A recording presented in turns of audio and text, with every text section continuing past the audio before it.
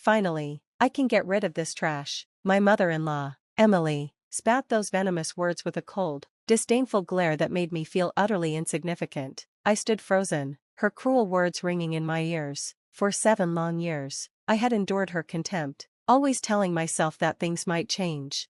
But this morning shattered that fragile hope.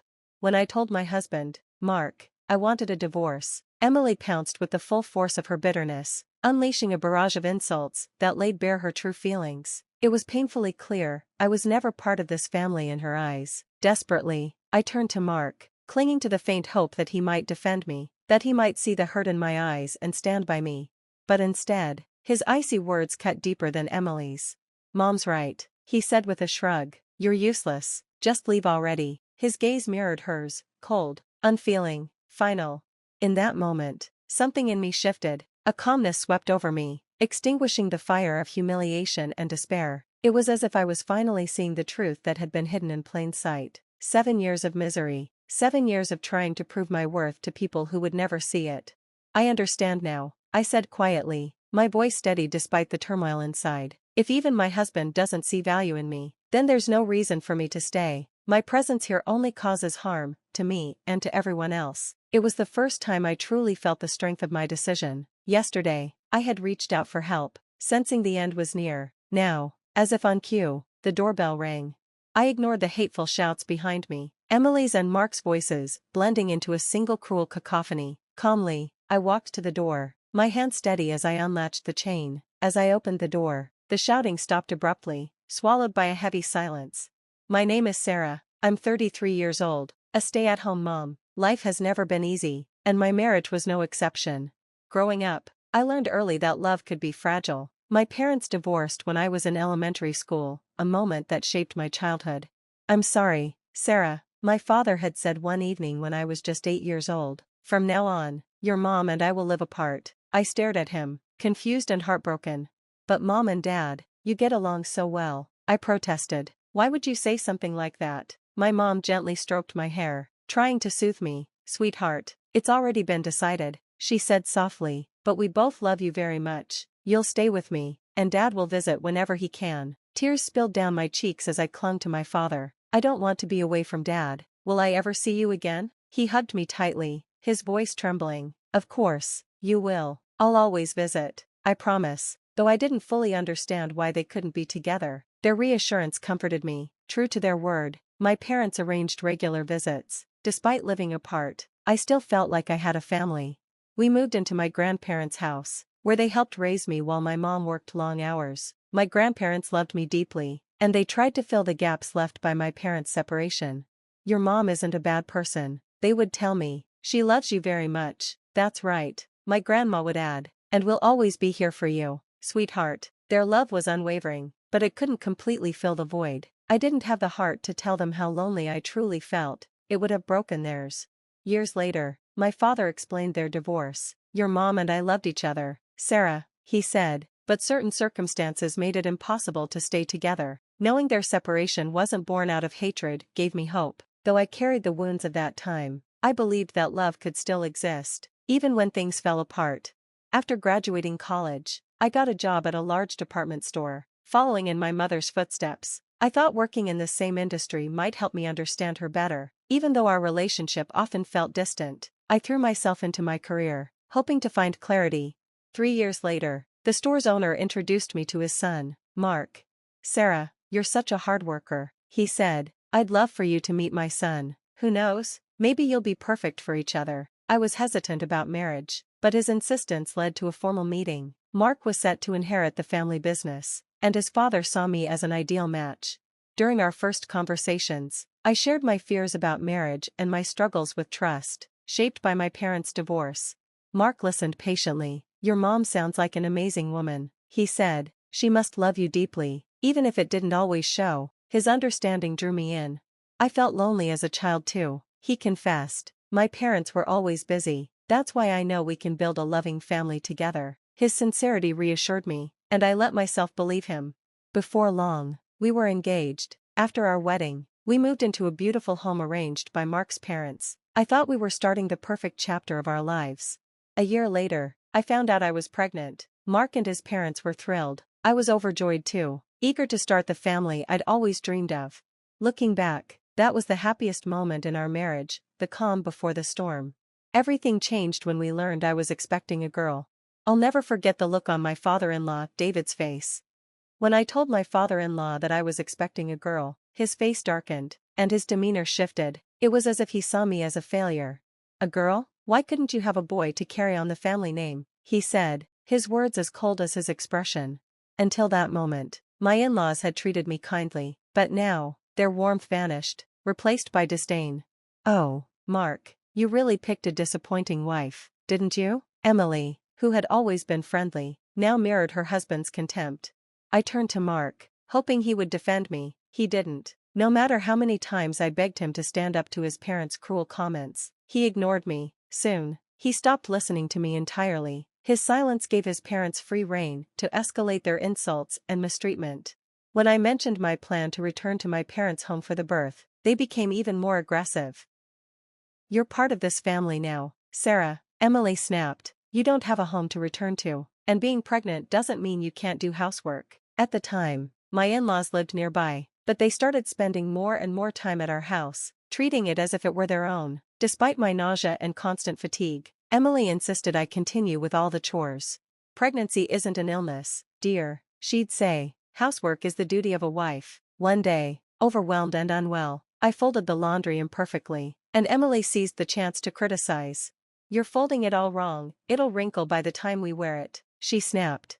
Exhausted, I responded without thinking, "I'll fix it later." Emily's face turned red with anger. "How dare you talk back to me, you insolent girl?" From that point, her treatment of me grew even worse. Still, I held on. I endured her harshness and eventually gave birth to my daughter, but even then, I wasn't allowed to contact my own mother. My in-laws insisted they would take care of everything. Later, I discovered they had told my mother not to worry, assuring her they would handle everything on my behalf. Instead, I spent those early days of motherhood lonely and isolated, longing for my family's support. When I returned home from the hospital, I was met with another shock. My in-laws had moved into our house without my consent. Worse, they had taken over the nursery I had lovingly prepared for my baby, relegating my newborn and me to a small, cluttered storage room. Despite my fragile condition after giving birth, they treated me like a servant, demanding I cook and clean while they lounged. To outsiders, they painted a different picture. "Our poor daughter-in-law is still recovering," they would say. "We moved in to help her." In reality, they did nothing to help. Mark, who had taken paternity leave, spent his time out with his parents, ignoring me and our baby. He showed no interest in his daughter and acted as if neither of us mattered. On weekends, he often stayed out all night, and I began to suspect his indifference wasn't just about our family, there might be someone else. The thought of divorce crossed my mind, but I pushed it away. I didn't want my daughter to experience the same loneliness I had felt growing up. I believed if I endured the hardship, I could protect her. But I was wrong. My in-laws' obsession with appearances meant they treated me and my daughter well in front of others, creating the illusion of a perfect family. Neighbors admired them, praising how kind they were and how much my husband seemed to care for us. It was all a facade. Then, one day, Mark began pressuring me to have a second child. "We need a son to carry on the family name," he insisted. "People are starting to ask about it. We better get on it." His parents joined in, berating me. "You can't even give us a son or manage the house properly." Emily sneered. "Why did we even let you marry Mark? You're such a disappointment." Despite everything, I tried my best to care for my daughter and shield her from the toxicity around us. By the time she turned 7, my in-laws and husband had all but ignored her. She was terrified of them, shrinking in fear whenever they raised their voices. I showered her with love, hoping it would be enough.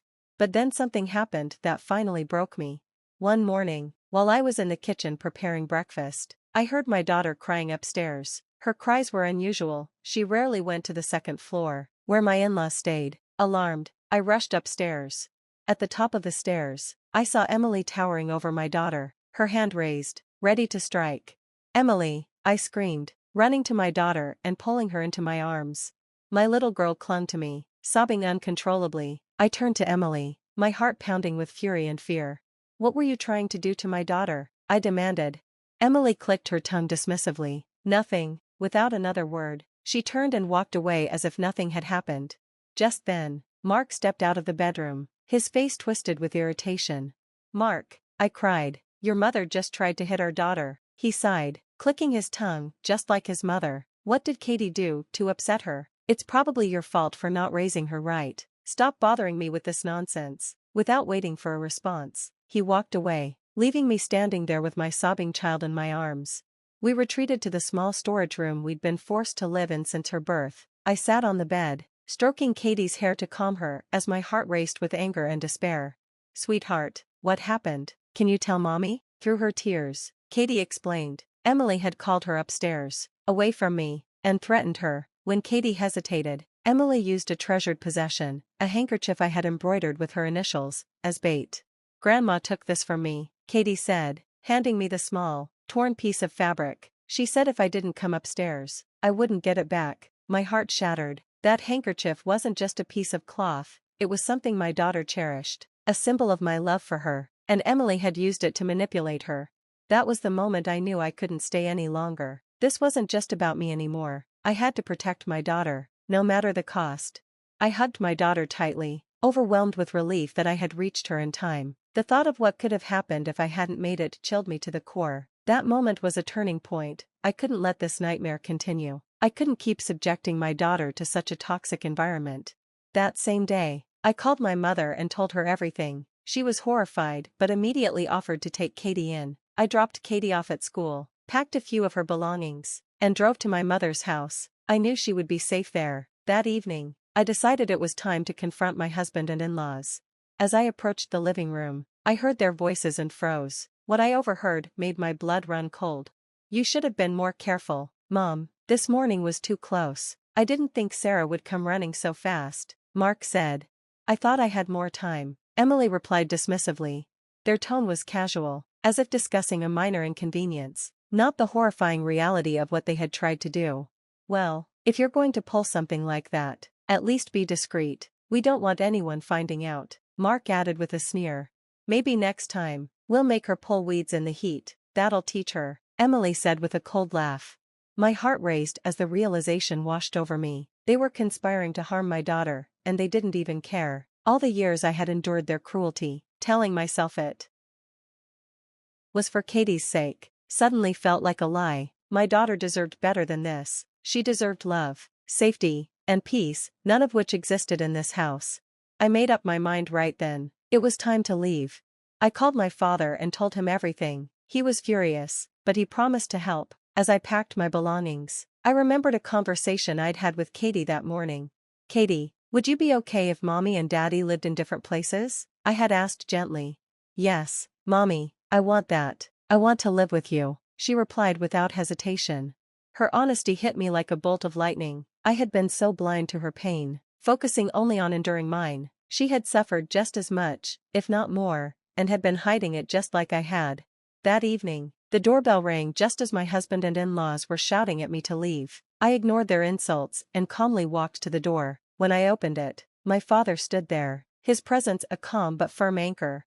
Sarah, I'm here to take you home. Let's go, he said. The moment my husband saw my father, his smug expression turned to panic.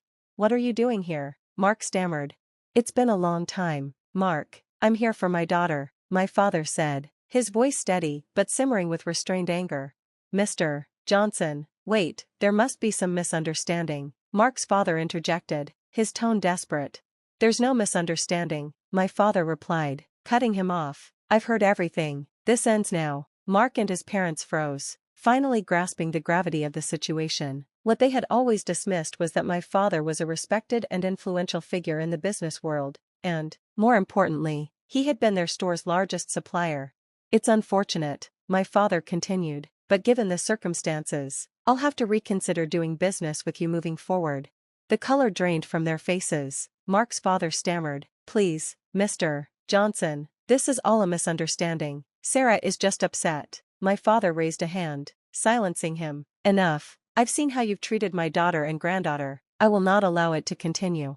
He turned to me, his expression softening. Sarah, let's go. Without another word, my father took my bags and walked me out the door. As we reached his car, I could hear Mark and his parents scrambling, their voices pleading for forgiveness, but I didn't look back. When we arrived at my parents' house, my mother was waiting with open arms. She hugged me tightly, tears in her eyes. "I'm so sorry, Sarah. I should have been there for you sooner," she said. "No, Mom, I'm sorry. I should have come to you for help a long time ago," I replied, the tears flowing freely now. For the first time in years, I felt safe. My parents reassured me that everything would be okay. Over the next few weeks, my father helped me finalize the divorce, ensuring Mark would pay child support and alimony. Katie and I stayed with my parents during this time, and slowly, life began to feel normal again.